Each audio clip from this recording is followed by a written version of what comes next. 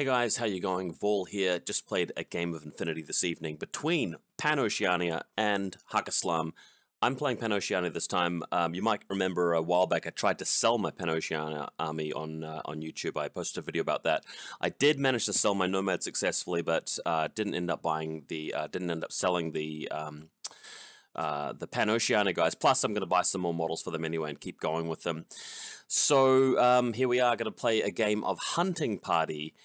First time playing this new mission in ITS, and it's a bit of a weird one. I spent a bit of time thinking about it, and it's one of these sort of gimmicky scenarios where I don't think it's really completely fair for everyone, and it does encourage some really strange sort of things. But let's have a talk about it. First up, there are the two consoles you can connect, so if you go second, walk onto them with your infiltrating TO guys, great, you can score 2 points from that, straight up. Again, there are two classifieds. Classifieds are easier and more reliable to achieve, going last, because, you've got the HVT you can snap up there, which is great, so that's 4 points up for grabs. Now, even if you ignore the mission objectives, it's possible to win the game just by doing that. So if you aren't too worried about doing the actual main objective, well, you might be able to win despite that, so there is that. And I'd encourage you to read this, guys, before you watch the bat rep, just because I'm not going to go into a lot of detail here, but what you can do is you can immobilize or you can stun them to immobilize them. There's a few different ways to immobilize your opponents, but if you immobilize specialists and lieutenants, you get bonus points. Interesting thing about the scenario is that everybody with a pistol gets a stun pistol, and everybody who's a certain troop type, veteran, elite, or headquarters, gets an adhesive launcher, which puts you into immobilize level 2, which is more powerful. But let's just step back for a bit and just say that this is a mission where you want to be careful with your specialists. So taking fewer specialists, keeping your specialists in camo marker state is generally pretty good. Having a lieutenant with good BTS value or, easy to protect is also pretty good. Going second is also really important, because if you have the last turn, they won't have a turn to shake the isolated state or the immobilized state with an engineer or with a reset if it's just level 1 immobilization. So I guess I'll talk a bit more about the scenario as we go through the bat rep, but it's a bit of a weird one, because if you have the last turn of the game, there are a few different ways you can sort of get off the hook and get out of jail, really, because if your opponent's just managed to snag 1 or 2 specialists, put them into isolation or immobilized state, you might be able to just revive them with an engineer and your opponent doesn't score. Similar sort of thing with your lieutenant. You never suffer loss of lieutenant, but of course you give up the most objective points. That's 4 if you have had more lieutenants hunted down, so to speak. So I think this is a strong, second turn win scenario, but it does mean that some troops in the game that normally only do well at a particular range band suddenly pick up a gun that helps them at different range bands, which we'll talk about a bit more. I don't want to get too bogged down with the scenario itself. Let's just quickly talk about the PanO list that I wrote for this mission, which is quite a funny list, really, because right off the bat, we are using a Father Knight Lieutenant with just a plain combi rifle. Oh my god, never see this profile ever. But the reason I've taken him is that with BTS 9, he's actually pretty good at not being, immobilized by a stun pistol, or a jammer in the case of Haqqislam, or like an EM grenade launcher or something like that. If they come at him in close combat, he might be able to beat them off with a CC-23 and his double-action close combat weapon. And being the troop type that he is, I believe that he actually, because he's a veteran troop, he'd actually come equipped with an adhesive launcher himself, so that can be kind of cool. So that's what I decided to play him for. Aquila Guard with HMG, not always the best profile, but specifically against Haqqislam, he's very good, because they haven't really got much that's ballistic skill 14, which you can just burst him down and crack him down. So usually it's like the Jan Bazan or Tariq or something like shooting at him, and with his armor and cover and his good ballistic skill, he might be able to fend off an attack, or at least not take 3 wounds in a row and just die, so you might be able to revive him with your trauma doc. So that's why I like this profile a lot. Plus, if they're running around with Daylamis and Hunzakuts and Tuaregs and stuff, the MSV3 Auto Discover could be really, really powerful. Crackot Renegade with Red Fury. Shock on the Red Fury is really a big deal at wiping out the Gazimatewa, so that's why I really love this guy. But not just Gazimatewa, everything else in the game that has NWI, pretty good against a lot of Aleph stuff. Sometimes he rolls up Climbing Plus or Super Jump, so that might allow you to get into these hard-to-reach places with your stun pistol for this mission. Similarly, the Crocman, you've got to protect him because he's going to give up extra points to your opponent for the scenario, but he's also going to be your trump card there in the end game to actually press buttons on the objective and pick up classifieds, pick up the HVT. 2 Auxilia, normally they'd be Fort Observers, but they're not for this game because otherwise they're going to give up points. Trauma Doc is also the liability there, but you kind of need her, otherwise you're not going to be able to synergize with the Nis and the Aquila to revive them once they get shot, because you're using them as arrow pieces. The Fugazi John Bots, just they're cheerleaders, really good cheerleaders.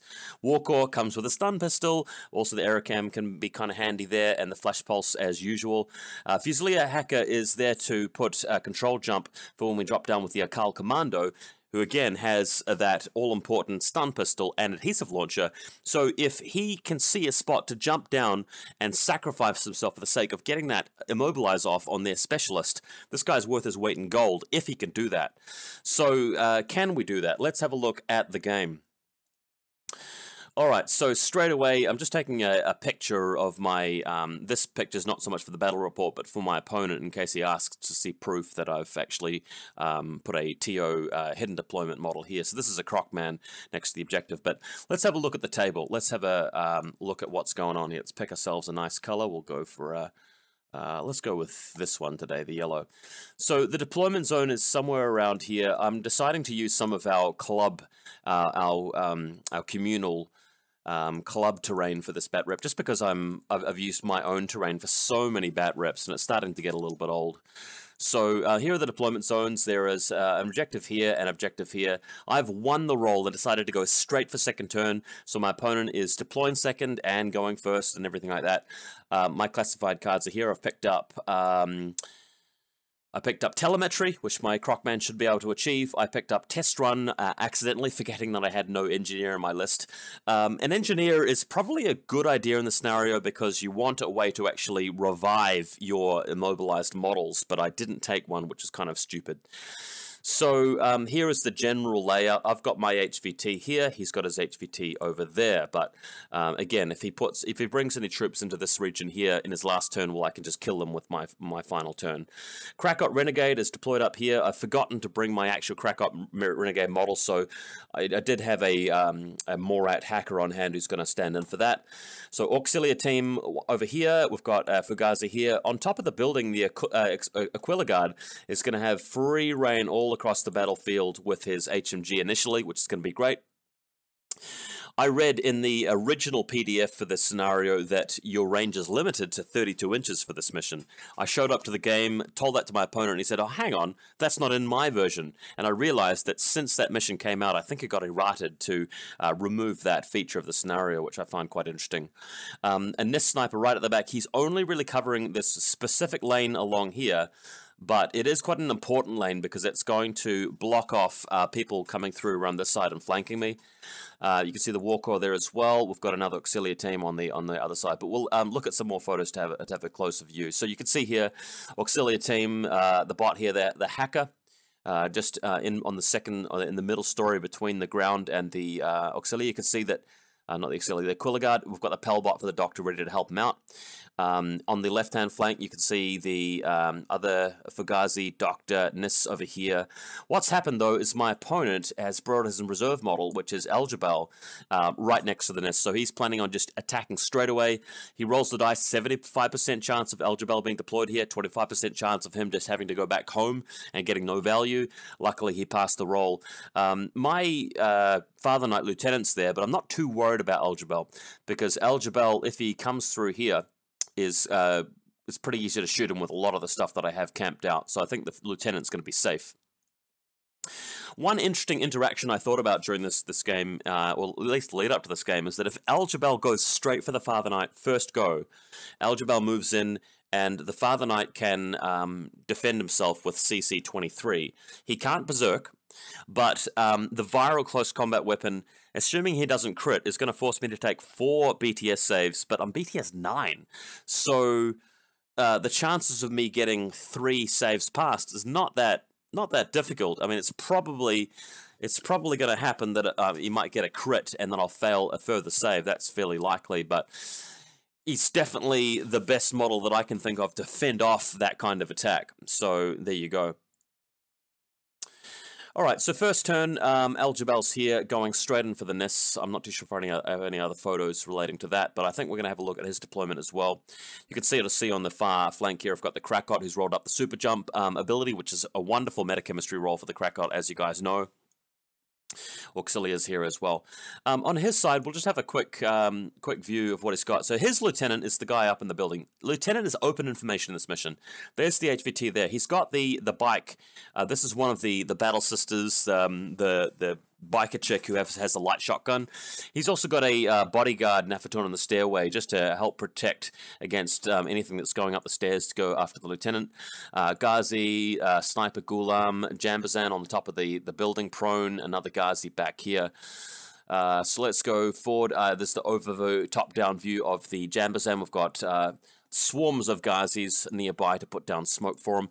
Quite importantly, he's got an engineer through here in the middle, ready to go out and remove the isolated state or the immobilized state, which is quite important in this scenario.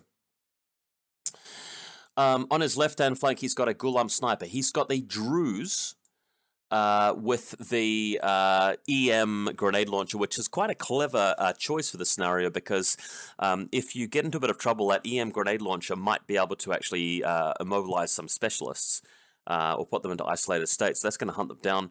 We've got a Nafaton here and another Ghazi back here, another Ghazi, another Ghazi. So you can sort of see what's going on. All right, he's also got Tariq in the little corner here next to the Druze with the EM grenade launcher.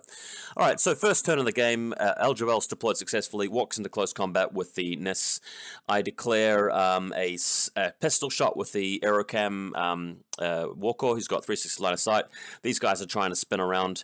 What happens is the Nis shoots back with a stun pistol, or his normal pistol, whatever it is. Al-Jabal successfully moves in and cuts his throat, completely removing him, but luckily the Warcore shoots him with a pistol and actually takes down Al-Jabal. So it's a trade. Al-Jabal goes down.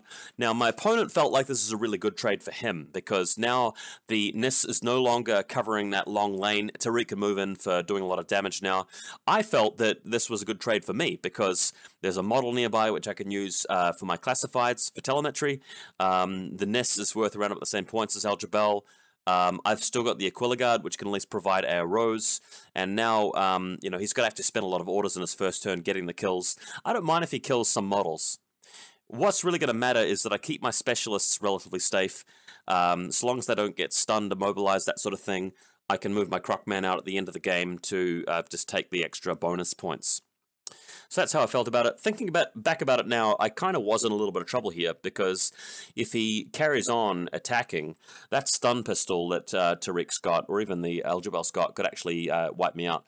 I wondered what would have happened if he'd just gone for the Doctor and just stunned the Doctor with a stun pistol straight away. I've got no engineer. The problem with doing that with Al-Jabal, though, is that the immobilized state is immobilized level 1, so I could actually reset it. So that wouldn't have been a really good plan. So some guys is moving out around here. Unfortunately, he's moved into line of sight of my beautiful Aquila Guard. So the Aquila Guard actually firing a shot off and actually taking down one of the Ghazis, or putting him into dogged straight away. So there you go, dogged Ghazi being blapped in the face by an Aquila HMG. This guy also moving around, but no line of sight to him. Alright, the bike also moving through, and this is the point in the game where I thought the Aquila Guard's range was limited to 32 inches, but no, they changed that in the scenario, so firing away again, but unfortunately missing. All right, so Tariq now moving out, just keeping cover and so forth. There was a point where I thought about revealing the Crocman to slow him down, but that would have been a bad idea. Tariq's got Fatality level 2, just needs to roll a crit in either the required value or a 1, and Crocman's gone, so that would have removed my end game plan. So Tariq sliding his way around. Now, what he's got to do in this situation is he's got to get to this position here. So he's got to just move in carefully to there so he can slice the pie onto the Fugazi. So once he takes out the Flash Pulse, and so long as he doesn't get Flash Pulse, by the way, that would have been an awful outcome, he can then move through and fire at the Aquila. Now, Tariq is a better man for the job than the Jambazan is, because if the Jambazan's long range, it's going to be 4 dice and 6s versus 1 dice on 9s, and the Jambazan is going to get 1 hit through at a time kind of thing. The Aquila may be shrugging off armor saves, whereas Tariq is hitting on the full 13s to hit, and he's going to get some crits through in the process, and it's really going to wreck face. So the first thing he does is he moves through, kills the Fugazi. Now it's on to the Aquila. We just realized that my Flash Pulse was shooting at him, so he actually took 1 order back. We decided to re-resolve the previous order. Tariq does easily shoot the Walker, but he passes his armor save, mind you, so ducks guts check, goes prone. Okay, so Tariq, here's the position again. I'm just going to move my cam. Whoops, always do that. All right, so Tariq's just got to come around the side of the building. So let's go to the next image. So this is the really interesting one. Tariq realizes that because the silhouette 2 marker of the Aquila Guard is around about here, and it's a bit awkward to actually move over the lip of this building here, he can't actually go to the position he wanted to be able to force the engagement. Because if he moves to that spot that I've actually colored in here, the line of sight doesn't exist. So he's actually going to come further out here to gain an angle past this little lip of the wall to get line of sight to Tariq, to the Aquila Guard. Now, as you can see, this puts him out in the open, and it puts me within 16. So, hilariously, an Aquila Guard is a headquarters troop unit, and the scenario rules say that all troops of that type get a free adhesive launcher. Now, if I shoot with my HMG, it's only going to do 1 wound, he's still got another wound, and I'm shooting at the 0 range band, 15s to hit, but if I shoot the adhesive launcher, it's 18s to hit on 1 dice versus Tariq's 13s on 4 dice. So we roll it up. Aquila Guard rolls a 17. Pretty good roll. Tariq doesn't get any crits, thank God, because any 1 or any 13, I think it was, would have resulted in a crit, or whatever he needed. Might have been 8s, I can't remember.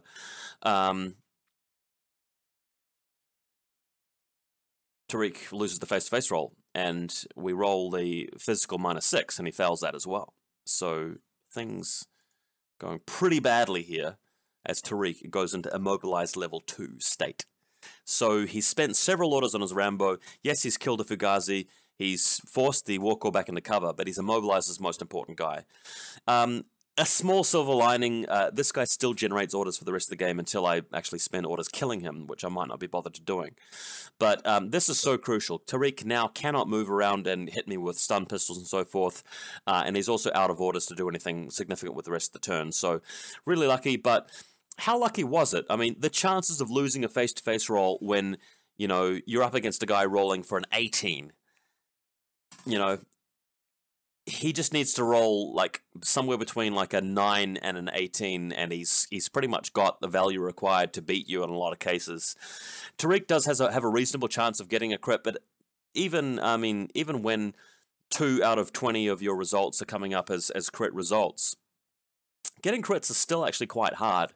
So the odds in that face-to-face roll weren't really wonderful for Tariq. I mean, he was still probably favored slightly to actually win it and do damage, but he's going to have to continue to do that against the Aquila Guard, and as soon as he loses, the adhesive launcher is quite likely to actually take him down. So that was quite a shocking turn of events.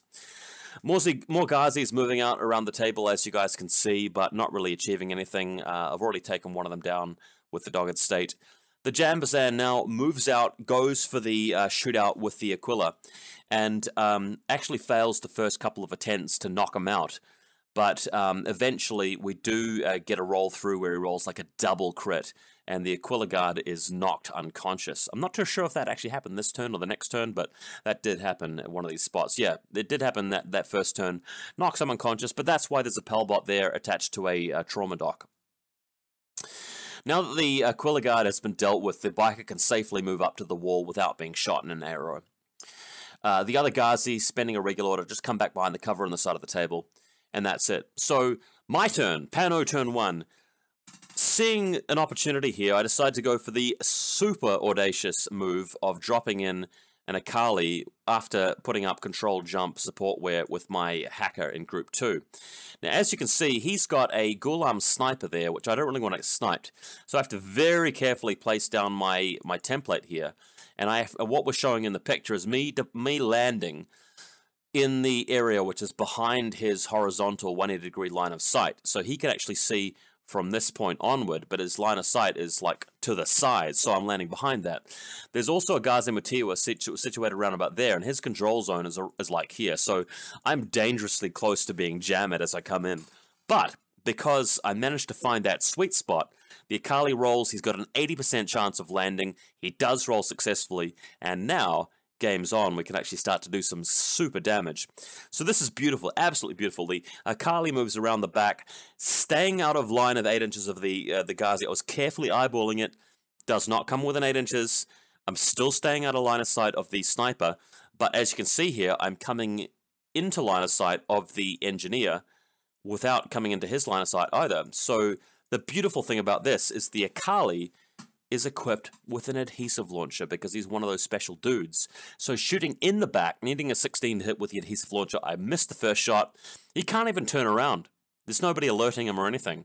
These are free shots. So the second shot hits, glues him to the ground. That means I've got 2 points in the bank, more specialists hunted down than my opponent, and this is the specialist that can actually undo the immobilization state on everybody else, so that's a huge win. Value Akali. So the Akali moves through, managed to gun down the sniper by coming through in his back arc. Then I move the trauma dock over to the Aquila Guard, revive him with the Pelbot. The Akali's still going. He moves through. He knocks out the Nufaton on the ground floor. That's this guy down here. So this guy's dead. And then he shoots up at the in the back arc again of the Ghulam sniper. So that's what effectively 4 kills. Well, three kills and an immobilization. So that was an absolute value Akali. And with the lieutenant's order, we're going into suppression fire just in case he drops a trooper down to do the same thing to my lieutenant. All right. So his bike is moving through with impetuous and some irregular moves, but he accidentally uses a second skill to come within range of my flash pulse spot, and unluckily for him, the flash pulse does succeed in hitting him, and he fails the BTS check, so things going from bad to worse for Haqqislam. The bike is blinded for this turn. You can see that he might have inflicted some damage as well. I mean, if he comes through here, he's going to fire a shotgun at the Krakot, or if he comes around far enough, this would have been pretty bad. If he comes over to here with his bike move, he could hit me with a shotgun, which takes out the Fugazi and the trauma dock sitting behind it, which would not have been fun. So I'm glad that I managed to stall him out with the flash pulse. Elsewhere, the Ghazi Mutiwa are actually going backwards towards the back of his table edge rather than towards me because there's an Akali there which is magnetizing them with the impetuous moves. So he's got 2 Ghazi moving towards him. The first one doesn't manage to pistol me. I managed to dodge to safety, but later on he does come after me. This other guy moving towards the Krakot Renegade. So with his Ghazi Mutiwa on the left flank, moves around, pistols me to death. Actually rolls a double crit, like 2 11s in a row, to kill the Akali straight away. I have to dodge here, otherwise he hits me with a chain rifle. The other guy just moving forward towards the middle of the battlefield. Now, this guy has a plan. He's going to go after the Father Knight. He's got his jammer ready. The thing is, the Father Knight's BTS 9. So it's a long shot, but it's worth doing because if you do manage to get the immobilization off, it's, you know, Lieutenant's worth 4 points. I had to think back to this, and I thought again, hang on a sec.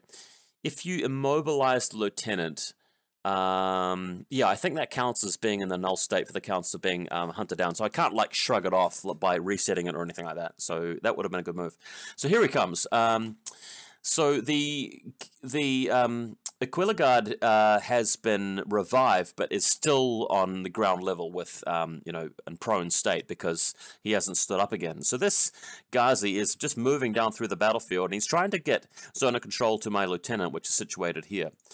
So with this in mind, he throws the smoke grenade and moves into it, and he did this to avoid the war core, but I was thinking to myself, man, maybe I should reveal the Crocman early just to stall him out of it and hopefully take him down with maybe a blind from the flash pulse from the forward observation, because I really don't want my lieutenant to get jammed, because that could cost me the game.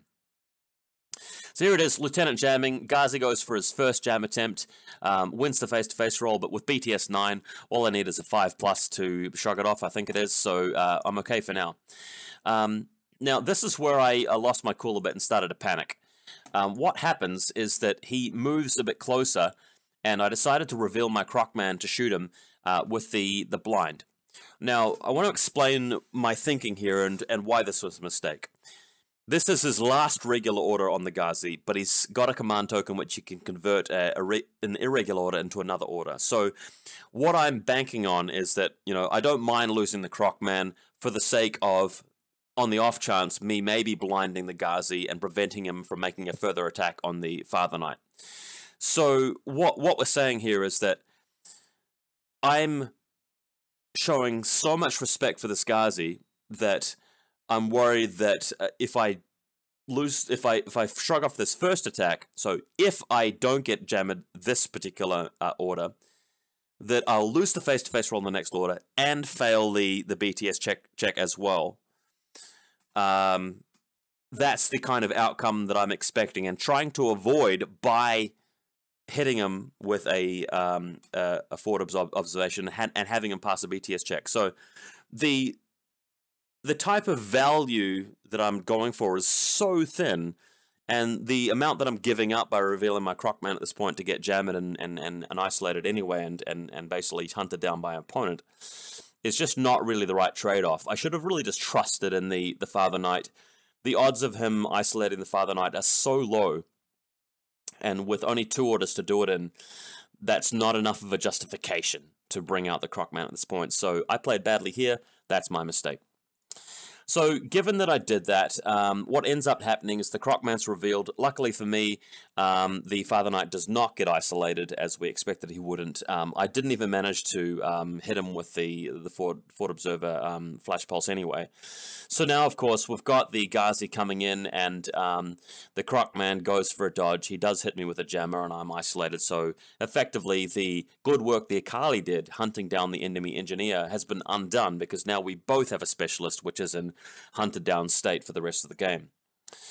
So there you go. Bit of a shame, but that's my fault. I just played badly there. Okay, so my turn 2. We can do some work now. Krakot Renegade super jumping into the air, and he's going to destroy the enemy Ghazi Motiwa that attempted to jam on my lieutenant by jumping up and red furying him in the back with shock ammo, and that rips him up straight away. So that's what the Krakot's for. Aquila Guard stands up and has a bit of a shootout with the enemy Ghazi over there, threatening the dude here, the Crocman. The Crocman still matters because he can still actually use his own irregular order to try and hit the immobilized Tariq with a forward observation for telemetry for the classified. He might also be able to move within range of the enemy HVT to get the classified for that as well later on.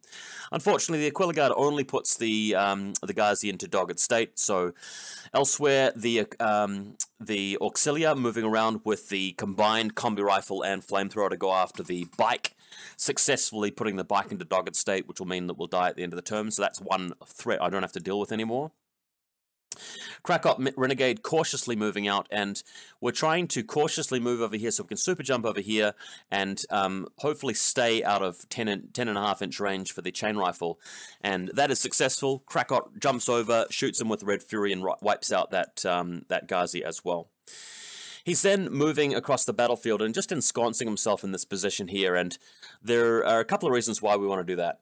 It overlooks some of the objectives in the middle of the terrain in case he's got a Tuareg or something, just to help me aero against that.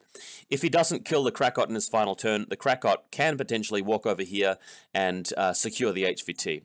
But the third and more important reason for putting him here is that I can actually move over to here and then use super jump to come up and actually fire my stun pistol at his lieutenant, and that would actually give me the bonus 4 points at the end of the game. So we're going to watch out for that. Elsewhere, the Crocman attempts to use a single irregular order to take care of Tariq with telemetry, but fails his attempt to do so. Elsewhere, okay, this is his final turn. Ghazi Matil moving out. The Aquila Guard is standing up at this point, takes a pot shot on him, but doesn't kill him. Jambazan now standing up to go after the Aquila, and although he pulled off 2 crits the previous time he did this, starts to run into some bad luck, and because I just want to waste his orders, I'm dodging on a 14. He's shooting me on 6s because we're out of range, so I'm winning some of the face-to-face rolls here, and he's burning through the orders. He decides to stop doing it. Instead, goes for the audacious dropping in the Rajik. Rajik is up against Hack Transport. He doesn't have control jump, but he passes the roll anyway and lands in full view of an Aerocam Warcore. Now, you can see what he's trying to do here. If he wants to, he can actually stun pistol the Doctor, which would basically give him 2 points for the scenario. He could even move around here and fire his adhesive launcher at my lieutenant, but the chances of getting that off aren't great because I'm in suppression fire. I'm ballistical 14, I've got BTS 9, I'm physical 14. The chances of doing that in one go are not great. But what makes this really difficult for him is that the Warcore fires a stun pistol. I have been told that a stun pistol requires you to take 2 BTS saves, and if you fail them, this scenario means that you're isolated. Sorry, not isolated, immobilized. So the Rajik doesn't get to do any shooting at all. He just gets immobilized straight away.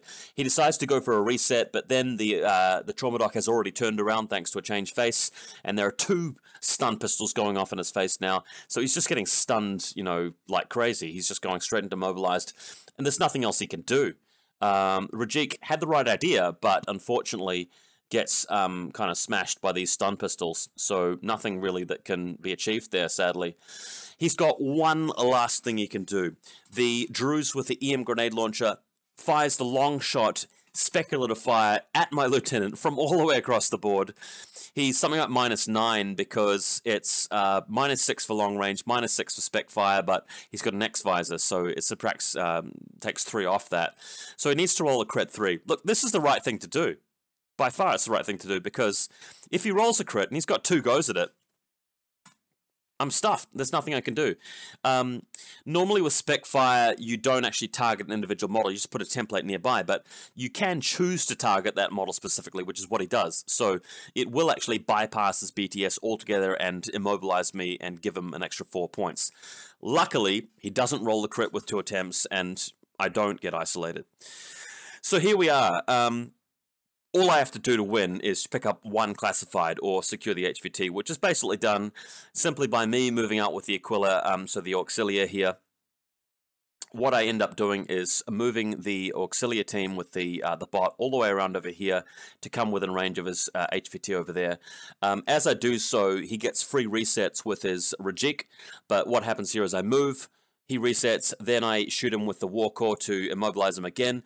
The Auxilia keep moving, so by doing that, they maintain total cover by the end of it without taking any arrows from the Rajik, and they win the game single-handedly by coming over to the objective. Game's not over, though. So after these guys move out, Warcore stuns the Rajik, of course, and we move to within range of the objective.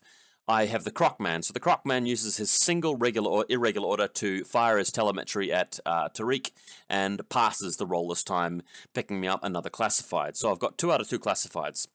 Now, there is a Krakot renegade here who moves out in range of the Jambazan, who says to me, I've got my own adhesive launcher, and blaps me with it, but loses the face-to-face roll, and the Krakot wipes him out with the Red Fury. So with that having been achieved, the Krakot now jumps over here and fires his Red Fury at the Ghazi in the distance, just to prevent me being stun pistoled, winning that face-to-face roll as well and shredding him. So now we are in range to super jump up here and see the Lieutenant. Now, his Lieutenant knows that I'm coming. Spencer's Lieutenant order on suppression fire, so there is that to get through. So here's the super jump. I'm +3 for range, -3 for suppression. He's just natural ballistic skill. We're both ballistic skill 11. So me 2 dice on 11, him 3 dice on 11s. We shoot away. I think that it's a draw for the first attempt, and the second attempt is me actually getting really lucky here and getting the shot through. Fails the BTS check. It's all over. So 4 points for more lieutenants. Same points for equal number of specialists. Me with an extra couple of classifieds. So it's a pretty huge win to PanO by the end of it. But what a game. You know, that could have gone differently. Tariq might not have been, you know, adhesive launched. That could have gone pretty differently. My Aquila, you know, could have done differently there. The Akali, I think it was pretty likely he was going to do the damage he did, because my opponent had left a bit of a gap there. He wasn't expecting the drop trooper. I think I played that turn pretty well with the Akali. So the Akali did a lot of damage there, but I played badly with the Crocman, shouldn't have revealed him, so the game might have been easier for me if I hadn't done that. His Rajik was a bit unfortunate, but he did get lucky to sort of drop him there in the face of a hack transport anyway. Look, it was a good game all round. I was a bit lucky with the Krakot there in the end, of course. But I think generally I played well enough to win this. A bit of a crazy mission. It's not my favorite mission. I think going second is a big advantage, but it certainly brings out you know, a lot of interesting scenarios with the stun pistols and adhesive launchers. You've got to give it that. Hope you guys enjoyed this one. Hunting Party. I'm going to be playing some more PanO in future. Stick around. We'll have some more bat reps.